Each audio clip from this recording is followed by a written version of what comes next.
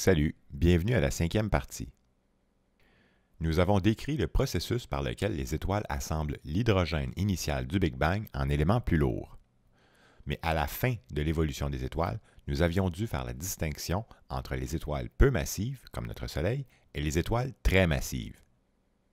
Alors parlons maintenant de la mort d'une étoile massive. Dans le cas des étoiles massives, leur formation et leur évolution ressemblent à celles des petites étoiles, sauf que les étapes sont plus rapides. Et bien sûr, ces étoiles ont une masse suffisante pour que la gravité puisse comprimer leur centre de carbone. La température peut alors atteindre les 600 millions de degrés Kelvin requis pour fusionner le carbone en éléments plus lourds. À de telles températures, les cycles de compression et de stabilité se succèdent de plus en plus vite. Les couches de l'étoile finissent par ressembler à celles d'un oignon où le centre produit les éléments très lourds, comme le néon, le magnésium, le silicium et ainsi de suite, et les couches intermédiaires continuent de produire l'hélium, le carbone et l'oxygène. Pendant ce temps, le fer, élément très complexe comprenant 26 protons et 30 neutrons, pendant ce temps, le fer s'accumule patiemment au centre. Répétons encore une fois que les cycles des étoiles supermassives sont beaucoup plus rapides que pour notre Soleil. Une étoile contenant environ 20 fois la masse de notre Soleil épuisera son hydrogène de la 7e étape en moins de 10 millions d'années, alors qu'il en faut 10 milliards pour notre Soleil. L'étoile brûle alors son hélium en carbone pendant 1 million d'années, le carbone pendant 1000 ans, l'oxygène pendant 1 an, le silicium pendant 1 semaine et le fer pendant moins de 24 heures. L'élément le plus lourd retrouvé dans la nature est l'uranium, qui est produit dans les derniers instants d'une étoile supermassive. Au-delà de l'uranium, les éléments produits sont trop instables pour durer très longtemps. Lorsqu'arrive le temps de fusionner le fer à des températures de milliards de degrés Kelvin, le fer joue un mauvais tour au cœur de l'étoile. À partir des éléments très lourds, comme le fer, les noyaux sont si complexes et compacts que la fusion ne génère pas de chaleur. Pire encore, la fusion de fer absorbe la chaleur. C'est un peu comme si le cœur de l'étoile devenait un extincteur. Alors, au lieu de pousser la matière vers l'extérieur par la chaleur, le noyau se trouve alors à aspirer la matière en se refroidissant brusquement et très rapidement. Pendant quelques heures, l'étoile se met alors à imploser. La densité du centre augmente en flèche et toute la matière se cogne violemment. Puis, elle rebondit instantanément en faisant éclater le centre de l'étoile avec une force incroyable. L'explosion qui signe l'arrêt de mort d'une étoile supermassive est un des événements les plus violents de l'univers et elle porte le nom de supernova. Comme pour les nébuleuses planétaires, le mot peut porter à confusion à cause du mot latin nova, qui signifie nouveau. Quelques-uns de nos ancêtres du Moyen Âge européen avaient cru assister à la naissance d'une étoile. Il s'agit bien de la mort d'une étoile. Cette fin n'a rien à voir avec les paisibles nébuleuses planétaires des naines blanches, qui, rappelons-le, n'ont rien à voir avec la naissance des planètes. Lors d'une supernova, les couches externes et une partie du noyau de l'étoile supermassive sont éjectées à des vitesses atteignant des millions de kilomètres par heure. Et l'intensité de l'explosion est 1 milliard de fois plus lumineuse que notre Soleil. En quelques heures, l'environnement de l'étoile se trouve intensément irradié et les débris volent dans toutes les directions. Une supernova observée par des astronomes en Asie, vers 1054 de notre ère, a été décrite comme un objet lumineux équivalent à la Lune pendant la nuit. On pouvait même voir sa lumière en plein jour. Des gravures laissées par des Autochtones d'Amérique du Nord, donc dans le sud-ouest américain, pourraient être des représentations de cet événement. Nous avons observé les vestiges d'autres supernovas dans notre galaxie, qui se seraient produits il y a plusieurs milliers d'années. Qui sait quelles influences elles ont joué dans notre perception et notre fascination pour le ciel étoilé? Nous en avons documenté environ 6 depuis le dernier millénaire, mais il dut y en avoir un peu plus qui n'ont simplement pas été documentés. La violence d'un événement comme une supernova aurait de graves conséquences pour la vie sur Terre si elle se produisait chez une de nos étoiles voisines. Les explosions documentées se sont produites à plus de 300 années-lumière de distance, ce qui est une bonne distance sécuritaire pour observer le phénomène. Mais les scientifiques estiment qu'une supernova pourrait se produire à chaque demi-milliard d'années, à moins de 30 années-lumière de la Terre. Pour le moment, heureusement, nous n'avons pas observé d'étoiles voisines suffisamment massives pour exploser en supernova, du moins pas pour bientôt, et toutes nos voisines devraient terminer leur existence en naine blanche. Le noyau des étoiles supermassives, qui reste après l'explosion, devient une étoile à neutrons. La matière lourde qui s'est faite ultra comprimée dans les derniers instants de l'étoile s'est liée aux électrons, qui n'avaient pas participé aux réactions nucléaires jusqu'ici. Alors, lorsqu'un électron de charge négative se fusionne à un proton de charge positive, le résultat est un neutron de charge électromagnétique neutre. L'explosion produit aussi une quantité astronomique de neutrinos, qui quittent aussitôt l'étoile à la vitesse de la lumière. Le résultat est appelé une étoile à neutrons, bien qu'il ne s'agisse plus d'une étoile. Autrement dit, les réactions nucléaires ont cessé. L'incroyable densité d'une étoile à neutrons se situe entre 10 à la 12 et 10 à la 15 grammes par centimètre cube, soit plusieurs dizaines de milliers de fois plus dense qu'une naine blanche hyper compacte, et elles contiennent plusieurs fois la masse de notre Soleil dans un volume d'une dizaine de kilomètres de diamètre. En comparaison, la densité du nucléus d'un atome est d'environ 10 à la 14 grammes par centimètre cube. Donc une étoile à neutrons a une densité équivalente à celle d'un atome. Par la suite, l'étoile à neutrons se refroidit lentement. Même froid, ces objets ne pourraient pas être visités par un être humain. Une personne de 70 kg sur la Terre ne pourrait pas se tenir debout sur la surface de l'étoile car elle pèserait plus d'1 milliard de kilos et elle se ferait aplatir comme une feuille de papier par la gravité. Et n'oublions pas que la compression aura aussi considérablement amplifié le champ magnétique de l'étoile à neutrons. La force électromagnétique est 1000 milliards de fois plus puissante que la Terre.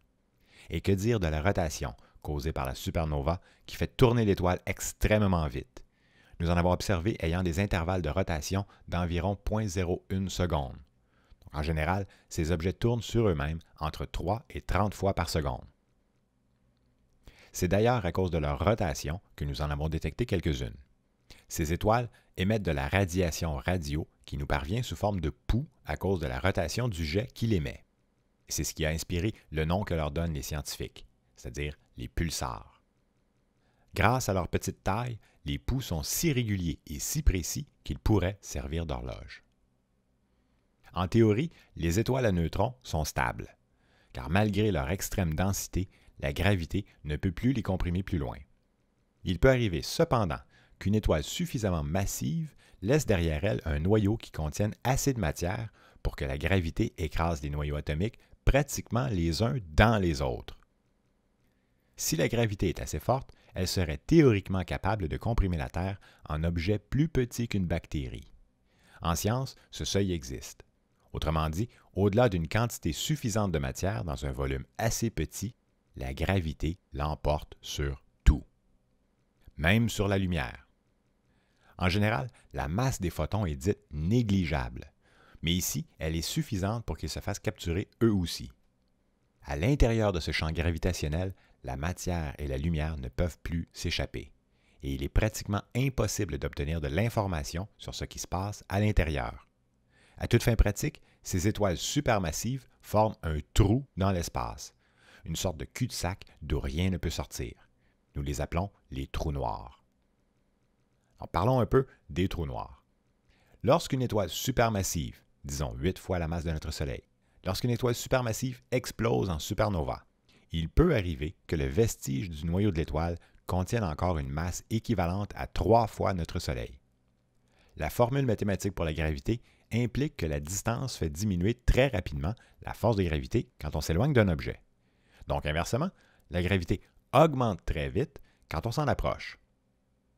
Si une telle quantité de matière est proche du centre, la force de gravité augmente de façon spectaculaire et elle peut comprimer la matière dans ce que les scientifiques appellent une singularité ou un trou noir. Le terme « vélocité critique » fait référence à la vitesse nécessaire pour qu'un objet s'échappe de la force de gravité d'un autre objet. Si l'on voulait propulser une balle dans l'espace, à partir de la Terre, il faudrait lancer cette balle à 11 km par seconde pour qu'elle ne retombe jamais. Par contre, si nous pouvions comprimer la Terre pour que la même matière occupe un volume plus petit, il faudrait alors lancer la balle avec plus de force pour qu'elle puisse s'échapper. Donc sans compression, il faut aller à 11 km par seconde pour quitter la Terre. Si la Terre occupait 25 % de son volume actuel, il faudrait aller à 22 km par seconde. Et si la Terre occupait 0,1 % de son volume actuel, il faudrait aller à environ 700 km par seconde. Donc, plus la matière occupe un petit volume, plus il faut aller vite pour s'en échapper. Si la Terre occupait l'espace d'un dé à jouer, il faudrait aller à environ 300 000 km par seconde, soit la vitesse de la lumière. Et selon nos modèles scientifiques actuels, rien dans l'univers ne peut excéder la vitesse de la lumière. Si un être humain se faisait comprimer à moins de 10 à la moins 23 cm, c'est un volume plus petit qu'un proton, cet être humain disparaîtrait à jamais car la lumière qui l'approcherait ne pourrait plus ressortir. Au centre d'une étoile supermassive, la gravité joue le rôle d'un étau qui écrase la matière dans un tout petit volume. Et au-delà d'un seuil critique, la gravité l'emporte sur tout. Un noyau qui contiendrait 10 masses équivalentes à notre Soleil aurait un rayon de 30 km dans toutes les directions autour de lui. Et à l'intérieur de ce rayon, même la lumière ne pourrait s'échapper. Le seuil critique pour quitter le trou noir excède la vitesse de la lumière à l'intérieur de ce rayon, et pratiquement rien ne peut excéder la vitesse de la lumière. Cette frontière est appelée l'horizon critique. Mais cet horizon n'est pas la frontière du noyau. C'est la frontière du champ gravitationnel capable d'attraper la lumière. Donc c'est une sorte de barrière de communication, si on veut. À l'intérieur de ce champ, la gravité continue à comprimer la matière dans un très petit volume, soit une singularité unidimensionnelle. Évidemment, puisqu'il est impossible de savoir ce qui se passe à l'intérieur de l'horizon critique, nous n'avons que des théories basées sur nos connaissances actuelles. Et il existe peut-être une autre force capable de faire compétition à la gravité dans ces conditions extrêmes, mais nous ignorons si une telle force existe. Certains chercheurs tentent d'inventer la gravité quantique, mais ces théories restent incomplètes et contestables. Pour le moment, il faut accepter que le noyau implose complètement lors de la supernova, donc en moins d'une seconde, laissant derrière une région noire et opaque qui n'est plus un objet comme tel, mais un trou dans l'espace. En conséquence, les objets les plus compacts de l'univers sont invisibles. Certains voudraient voir les trous noirs comme des aspirateurs super puissants qui parcourent l'univers en avalant systématiquement tout sur leur passage. Au contraire, à l'extérieur de l'horizon critique, la gravité agit de la même manière que pour tous les autres objets dans l'espace. Donc il serait possible qu'un trou noir soit en orbite autour d'une autre étoile. En passant, les étoiles qui tournent autour des trous noirs sont facilement détectables parce qu'elles semblent clignoter en passant derrière le trou noir. C'est un peu comme un homme en tuxedo noir et une femme en robe blanche qui valseraient en tournant dans une pièce sombre. La femme disparaîtrait un instant en passant derrière son partenaire invisible, permettant ainsi à un observateur de deviner la présence de l'homme en tuxedo. En fait, un trou noir n'a ni plus ni moins de raison de se déplacer qu'un autre objet dans l'espace. Cela dit, les trous noirs accumulent de plus en plus de matière qui ne peut jamais s'échapper. Et peu à peu, avec le temps, cette accumulation fait augmenter le champ gravitationnel des trous noirs. Alors, que se passerait-il si un pauvre astronaute tombait dans un trou noir? La science-fiction nous laisse rêver à des voyages qui nous mèneraient aux quatre coins de l'univers, ou même dans des univers parallèles. Malheureusement, il ne resterait pas grand-chose de l'astronaute après le voyage. Imaginons que l'astronaute plonge les pieds en premier. En s'approchant, la gravité qui attire ses pieds serait toujours un peu plus forte que la gravité qui attire sa tête. Et à mesure qu'il s'approcherait du trou noir, cette différence d'attraction augmenterait et aurait au fait d'étirer le corps de plus en plus, jusqu'à ce que le corps se morcelle. Un scientifique avec un sens de l'humour a nommé ceci la spaghettification. Les objets qui tombent dans un trou noir se réchauffent. En tombant dans un trou noir, la matière se fait comprimer horizontalement pendant qu'elle s'étire verticalement. Et cette compression augmente les collisions entre atomes pendant qu'elle tournoie vers le centre d'un trou noir. La matière devient en fait si chaude que juste avant de pénétrer dans l'horizon critique, elle émet de la radiation thermique sous forme de rayons X. Et au-delà de l'horizon critique, cette radiation n'est plus détectable. Les trous noirs réchauffent donc leur environnement et nous pouvons détecter cette faible radiation. Avant de terminer sur les trous noirs, ajoutons que depuis quelques années, les scientifiques croient qu'il existe des trous noirs géants au centre des galaxies. Ils se seraient formés à partir des premières étoiles supermassives, donc environ 10 à 100 millions d'années après le Big Bang. à cause de l'activité intense de la matière près du centre des galaxies, qui sont des gigantesques boules quasiment opaques d'étoiles et de gaz bouillants, il est difficile de voir à l'intérieur. Mais récemment, à l'aide d'infrarouges, nous avons détecté un énorme tourbillon si rapide qu'il devrait expulser la matière du centre de notre galaxie. Seule une force de gravité incroyable, disons un objet contenant 5 millions de fois la masse de notre Soleil. Donc seule cette gravité incroyable pourrait maintenir un tel vortex. Et le seul objet capable de contenir autant de matière à un endroit, selon nos connaissances actuelles, serait un trou noir. Nos observations des autres galaxies laissent croire que le même phénomène s'est produit ailleurs.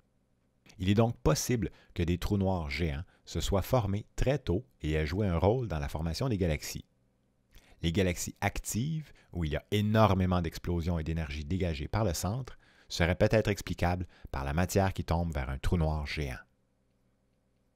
Alors parlons maintenant de l'objet cosmique le plus énergique connu, c'est-à-dire le quasar.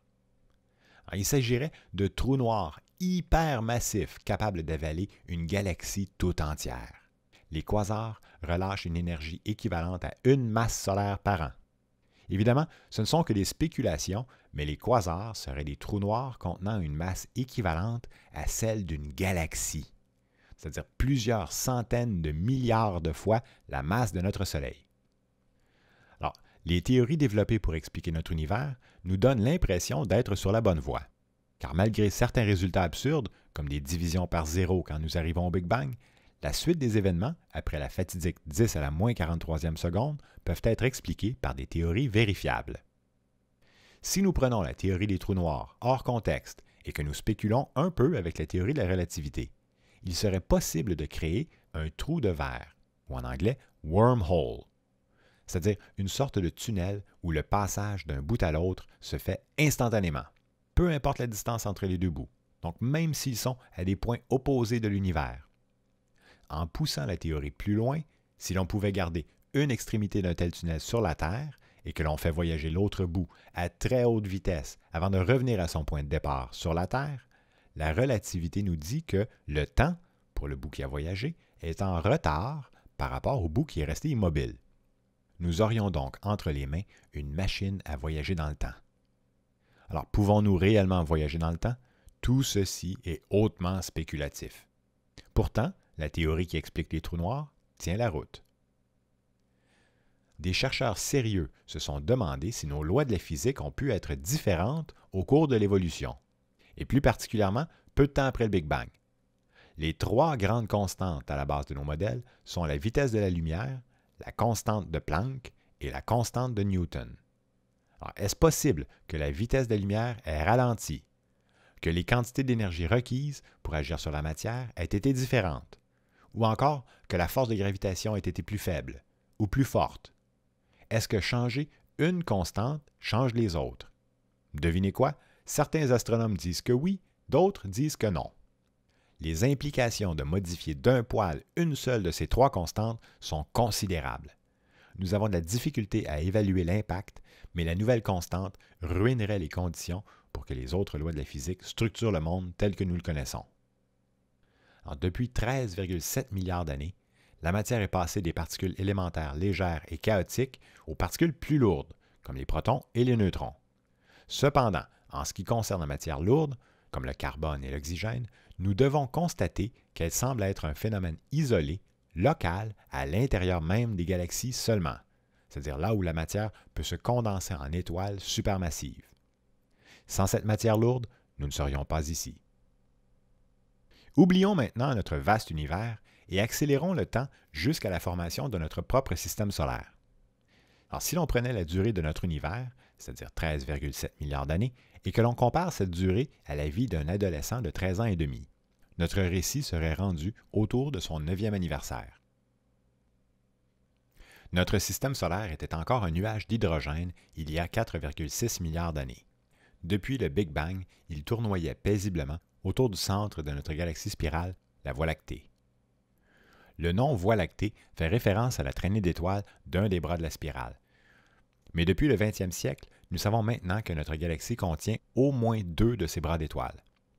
Les découvertes récentes penchent pour 2 bras, mais nous avons déjà cru qu'il y en avait plusieurs. Nous leur avons même donné des noms, Norma, bras écu-croix, du Sagittaire, de Persée et du Cygne.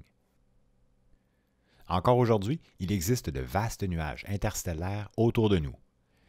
Que s'est-il produit pour que notre partie de nuage se comprime tout à coup pour former une étoile et des planètes, et que ces planètes contiennent des éléments lourds, pourtant si rares dans l'univers? La présence même de ces éléments lourds sur la Terre et sur les autres planètes implique qu'une étoile supermassive, qui aurait explosé en supernova, y est pour quelque chose.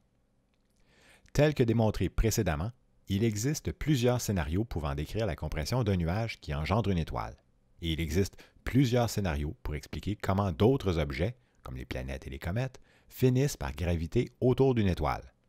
Mais la disposition et la composition de nos planètes impliquent qu'elles sont un sous-produit de la formation de notre Soleil, et non pas des captures par le Soleil après sa formation. Alors, la théorie généralement acceptée est la suivante. Il y a un peu plus de 4,6 milliards d'années, une étoile supermassive, relativement proche de notre nuage, aurait explosé en supernova, projetant ainsi une grande quantité d'éléments lourds dans l'espace. L'onde de choc de l'explosion est venue pousser notre fragment de nuage de façon à le condenser. À mesure que le nuage s'est comprimé, la matière s'est mise à tourner de plus en plus rapidement en formant un disque relativement plat autour de notre futur Soleil. Le long du disque, la matière qui n'a pas eu le temps de tomber vers le centre s'est agglutinée pour former les planètes. Les planètes rocheuses sont naturellement plus proches du Soleil parce que la matière lourde qui les compose était attirée plus rapidement vers le centre. Les planètes gazeuses, composées d'éléments plus légers, se sont formées plus loin du Soleil. Environ 99% de la matière initiale s'est retrouvée dans le Soleil. Autour du disque, les vestiges du nuage initial sont encore là. Nous appelons ces vestiges le nuage d'Oort, et ce nuage contient surtout de la poussière et du gaz d'hydrogène.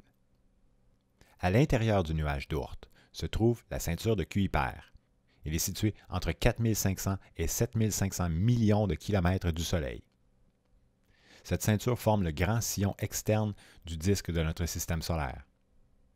Cette zone, c'est le territoire des comètes et des météorites, dont certaines aux orbites elliptiques viennent parfois dangereusement proches de nous.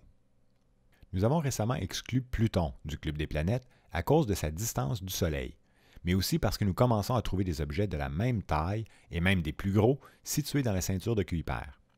Donc, par définition, si nous incluons Pluton dans la liste des planètes, nous devrions en inclure quelques autres de taille similaire et la liste risquerait fort de s'allonger au cours des prochaines années.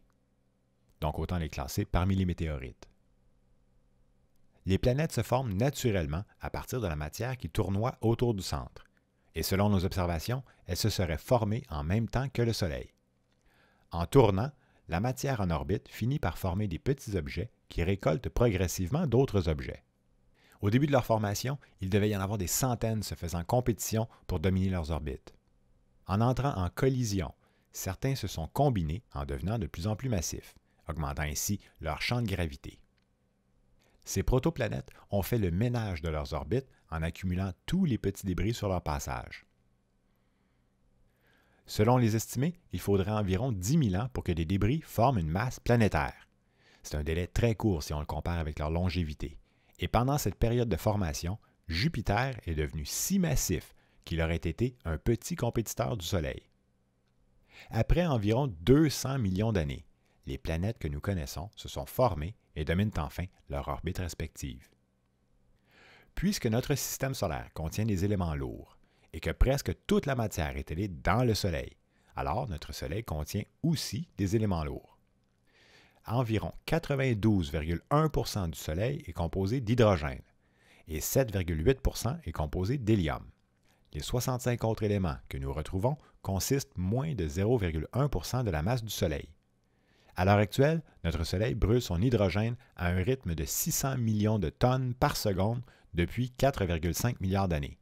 Et il continuera ainsi pendant un peu plus de 7 milliards d'années avant de devenir une géante rouge qui englobera Mercure, Vénus et la Terre. Dans l'ordre à partir du Soleil, il y a les 4 planètes rocheuses, donc Mercure, Vénus, la Terre et la planète Mars. Ensuite viennent les géantes gazeuses, Jupiter et Saturne. Avec sa masse colossale, Jupiter représente environ 99% du momentum angulaire du système solaire. Donc, si la planète Jupiter arrêtait subitement de tourner, elle aurait pour effet de freiner la rotation de toutes les autres planètes. À la fin se trouvent les planètes joviennes, Uranus et Neptune. Pluton, autrefois considéré comme notre 9e planète, est désormais rayé de la liste. Entre Jupiter et Mars se trouve une ceinture d'astéroïdes, qui sont possiblement les vestiges d'une collision entre deux petites planètes. Aujourd'hui, ces débris sont incapables de s'agglutiner une fois de plus en petites planètes à cause du champ gravitationnel de Jupiter. Alors, puisque Jupiter est notre plus grosse planète, il serait naïf de croire que Jupiter ne contient pas une plus grande quantité d'éléments lourds que la Terre. Certains scénarios placent même notre planète géante plus près de notre Soleil lors de la formation du système solaire, et la font dévier ensuite vers sa position actuelle par le champ gravitationnel de Saturne.